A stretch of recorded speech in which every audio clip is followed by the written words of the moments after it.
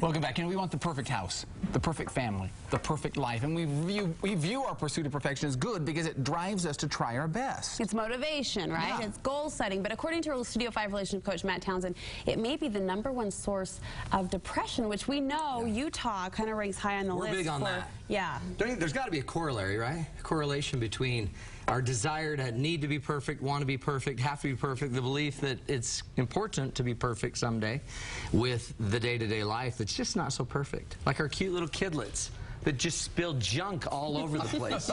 And they don't understand that they need to sit still, be quiet, and not make a mess. So what's wrong? What's wrong with trying to be perfect? Because we want to be perfect. Sure. Is it a drawback? Is it a negative? Well, is it your goal? I mean, there's probably nothing inherently wrong with it, except for the fact that it's just not going to happen. So it's kind of like wanting to be a perfect dancer. Me, for example, it's just not going to happen. I can try, but if I keep the dream alive, and I do, nobody dances like I do, and I work, but the reality is, at some point, we have to realize that there's something more than the act of perfection.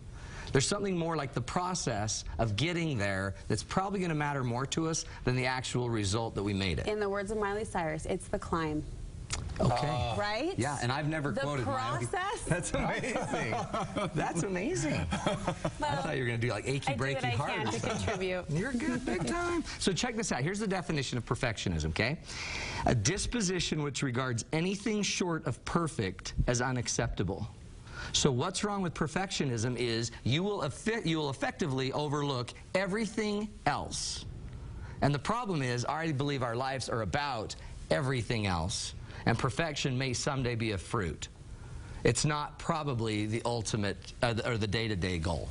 Day-to-day, we got to get in it. I'm going to give you 4 keys to overcome this perfectionism. And I think that you sort of nailed it on the head there. It's when it's not acceptable. It's okay to strive to be perfect. It's okay to want those things. But if you don't get it, it's okay. Right. But when it gets in your way, you're like, oh, I can't handle it. Well, and right? think about it. It's not even about you anymore. It ends up being everyone else around you has to deal with your need to do something that's not possible and to not let it go. And off we go, okay? 4 keys. Are you ready for these? These will change your life. Not you, because you quote Miley Cyrus. So we've got to find the real... So once you've got Miley, you are near perfect. Find the real source of your perfectionism. Okay, so here's what we hear all the time.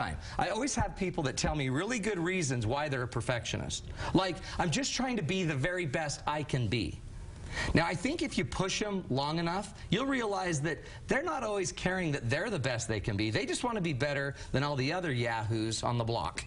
So perfectionism, I think if you push it as a concept back deep enough, you're going to find that there's another route that's not so altruistic. Like competition. Like competition or jealousy or sometimes psychological disorders or obsessiveness. There's other things that are driving perfection, and then we try to put a really pretty bow on it, like, I only work my kids so hard in sports because I want them to have a shot in life. When in reality, that's a dad that's probably humiliated every time his son strikes out.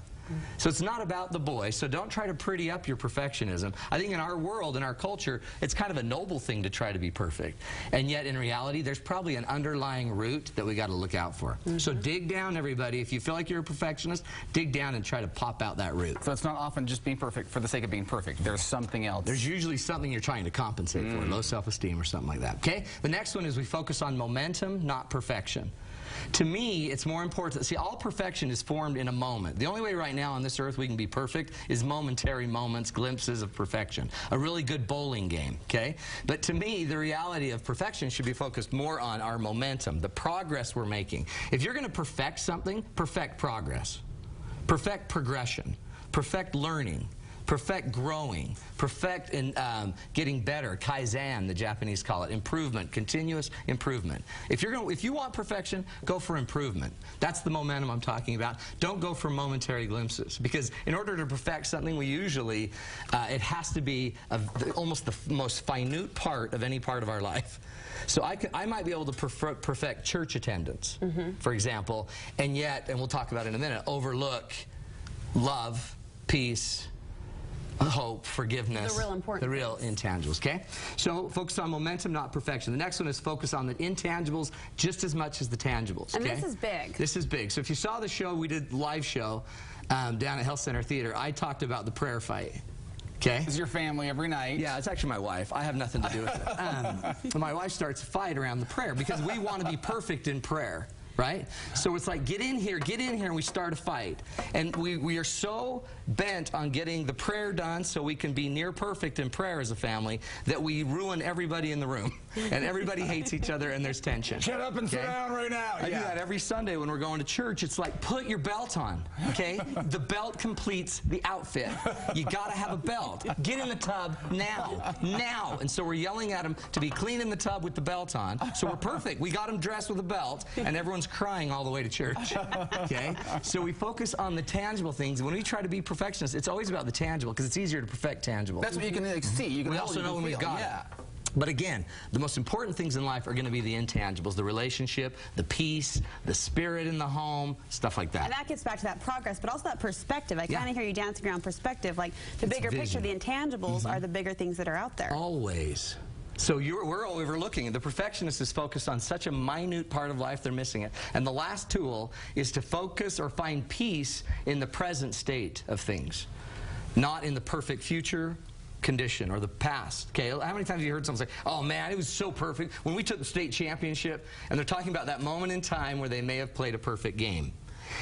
Or they're talking about it's the day that once so-and-so's home and we're doing all this and everything's good, then it'll be perfect. So notice what we're now focusing on is everything but being present.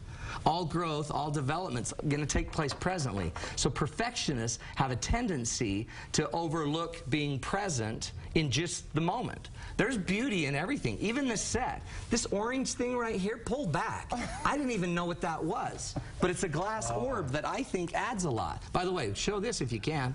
Can you see this on the book? Matt was trying to test orange me. Jewel there. I put a little orange jewel there because that's out of place, and I was thinking that would set Brooke off.